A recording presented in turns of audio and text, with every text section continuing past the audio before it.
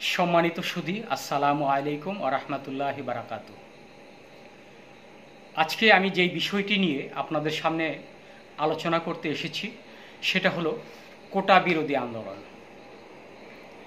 যেই আন্দোলনটা 2018 সালে প্রথম শুরু হয়েছিল এই মেধা ভিত্তিক চাকরির দাবিতে, কোটা ভিত্তিক নয়। আমি আজকে এই বিষয়টা নিয়ে একটু আলোচনা করব। আমাদের বাংলাদেশ একটি গণপ্রজাতন্ত্রী বাংলাদেশ সরকার এর নিয়ন্ত্রণে রয়েছেন, অর্থাৎ আমাদের দেশটি প্রজাতন্ত্র। কিন্তু আমরা কখনো কখনো এই প্রজাতন্ত্রের মধ্যে যে অগণতান্ত্রিক ব্যবস্থা, আমরা মাঝে মাঝেই আন্দোলনের মাধ্যমে সেটা ফুটে ওঠে, সেটা হচ্ছে এই কোটা ভিত্তিক আন্দোলন।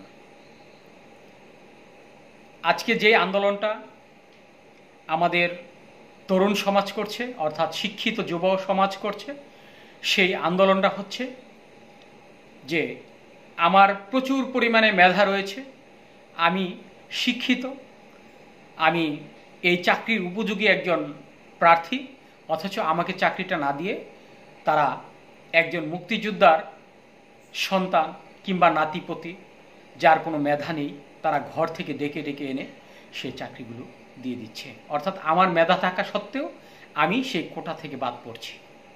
এটা হলো আন্দোলনের মূল বিষয়টা। আমি একটু বলি, আমাদের বাংলাদেশ স্বাধীন হয়েছে 1971 সালে, অর্থাৎ আমাদের প্রায় 50 বছরেরও অধিক আমাদের এই বাংলাদেশ স্বাধীনতার বয়স। আমার মনে হয় যে এখানে যে বিষয়টি মানুষের আপনার দৃষ্টিগোচর হয়েছে সেটা হলো যে একজন মুক্তিযোদ্ধা, তার প্রতি আমাদের অগাধ শ্রদ্ধা রয়েছে, আমাদের ভালোবাসা রয়েছে, তাদেরকে সহানুভূতির দৃষ্টি দিয়ে আমরা দেখি। তারা বাংলার বুকে সবচেয়ে সম্মানী ব্যক্তিত্ব, এটাই স্বাভাবিক। তার কারণ তাদের অক্লান্ত পরিশ্রম, তাদের আত্মত্যাগের মাধ্যমে আমরা বাংলাদেশ স্বাধীনতা পেয়েছি। আমরা এদেশের একটি সার্বভৌম দেশ পেয়েছি, একটি স্বাধীন পতাকা পেয়েছি। আমরা স্বাধীনভাবে কথা বলার জন্য আমাদের বাংলাদেশ স্বাধীন করেছি, অর্থাৎ আমাদের জনগণের যে শাসন ব্যবস্থা কায়েম করার জন্য আমরা এই বাংলাদেশ স্বাধীন করেছি, অর্থাৎ আমাদের মুক্তিযোদ্ধারা এই বাংলাদেশটা স্বাধীন করেছে। এখন কথা হচ্ছে, যে দেশে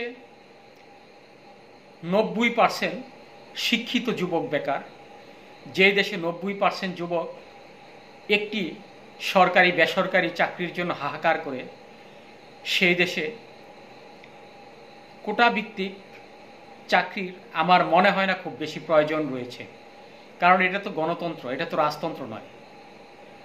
স্বাধীনতার পরে যারা মুক্তিযোদ্ধা ছিল, মানে বেঁচে আছে, হয়তো তাদের সন্তানরা চাকরি পাবে,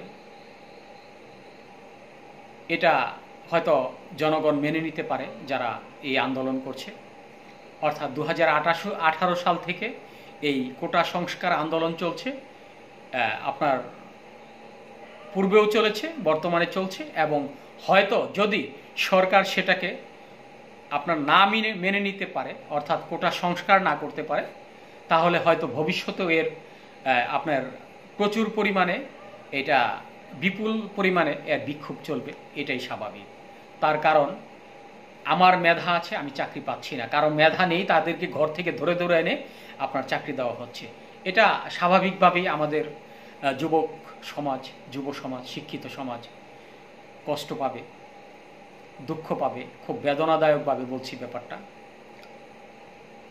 আমরা যেই দৃষ্টিগুলো দেখছি, যেই আন্দোলনগুলো দেখছি আজ, সেটা একেবারেই স্বাভাবিক। তার কারণ রাজপথে আন্দোলন করে তো এই বাংলাদেশের অনেক কিছুই আপনার অধিকার পেয়েছে বাঙালি। আমরা 52 সালে ভাষা আন্দোলনে আমরা ভাষার জন্য যুদ্ধ করেছি, 71 সালে মুক্তিযুদ্ধ করেছি, আমরা এই দেশের জন্য। তারপর অনেক ছোটোখাটো আন্দোলন হয়েছে বাংলাদেশে।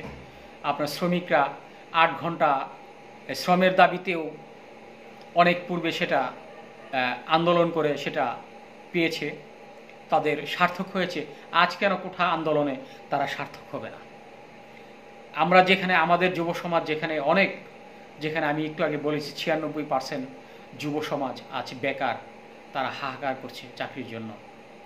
দেখেন একটা জিনিস, কোটা বিরোধী আন্দোলন কিছুদিন আগে কোটা বিরোধী আন্দোলনের সমন্বয়ক সার্জিস আলমকে বিশ্ববিদ্যালয় থেকে বের করে দেওয়া হয়েছে। কারণটা কি?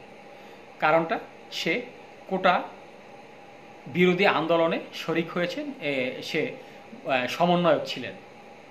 এটা তো একেবারেই স্বাভাবিক। আমার যখন পেটে ভাত থাকবে না, আমার যখন গায়ে বস্ত্র থাকবে না, আমার যখন চিকিৎসার জন্য কোনো ডাক্তার থাকবে না, তখন কিন্তু আমি এই দেশকে কার কোথায় কিভাবে আছে সেটা আমি দেখব না।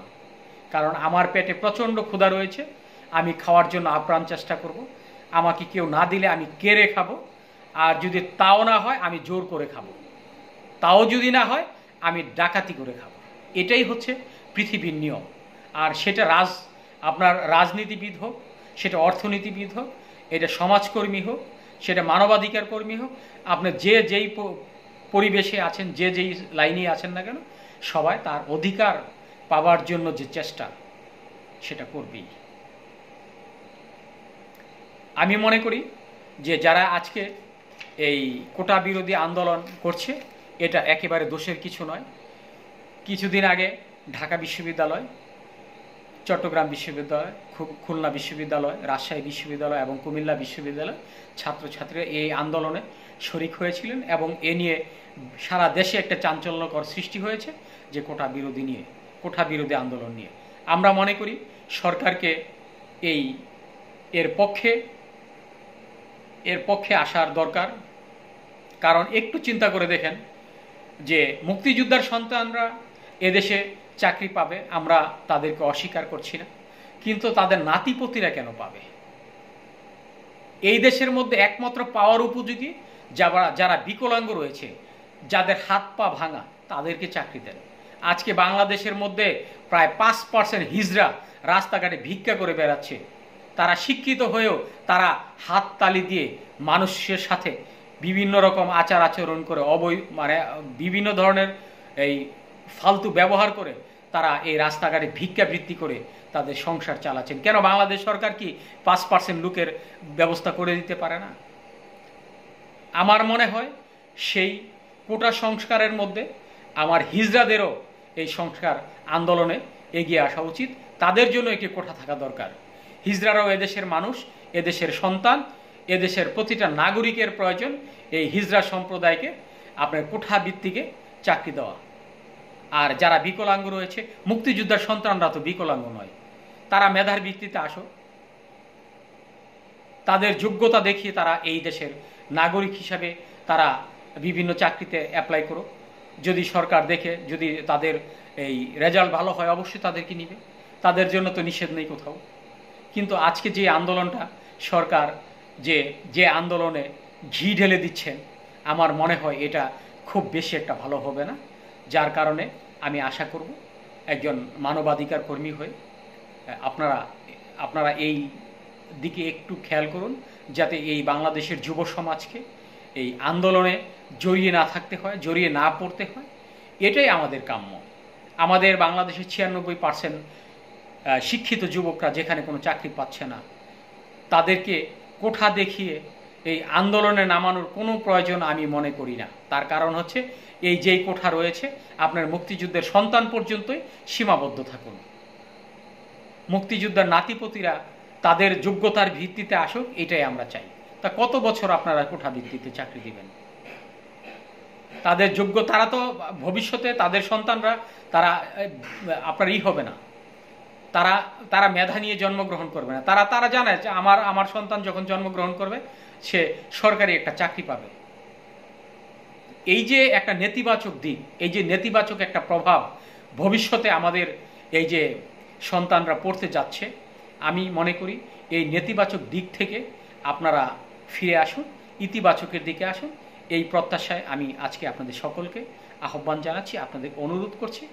আমি আশা করি আমার কথায় যদি কোনো প্রশাসন কিংবা দেশের সরকার কিংবা কোনো সংস্থা যদি মনে করেন যে এটা আমরা আপনাদের বিরুদ্ধে কথা বলছি, এটা আপনাদের ভুল, সেটা হচ্ছে আমরা সঠিক এবং সত্য কথা বলতে সবসময় ইচ্ছা পোষণ করি এবং বলে থাকি। যারা আমরা মানবাধিকার কর্মী রয়েছি, আমরা কখনোই মানুষের বিরুদ্ধে কথা বলি না, আমরা প্রতিটা মানুষের পক্ষে কথা বলি, প্রতিটা মানুষের অধিকারের জন্য আমরা আন্দোলন করি। ধন্যবাদ সবাইকে। বাংলাদেশ হিউম্যান রাইটস ফাউন্ডেশন, আমি অদ্রি আলাউদ্দিন সকলকে আহ্বান জানাচ্ছি, আপনারা আবারও এই আন্দোলনের পক্ষে বিপক্ষে নয়, আপনারা এগিয়ে আসবেন যাতে সুস্থ সমাধান হয়। ধন্যবাদ।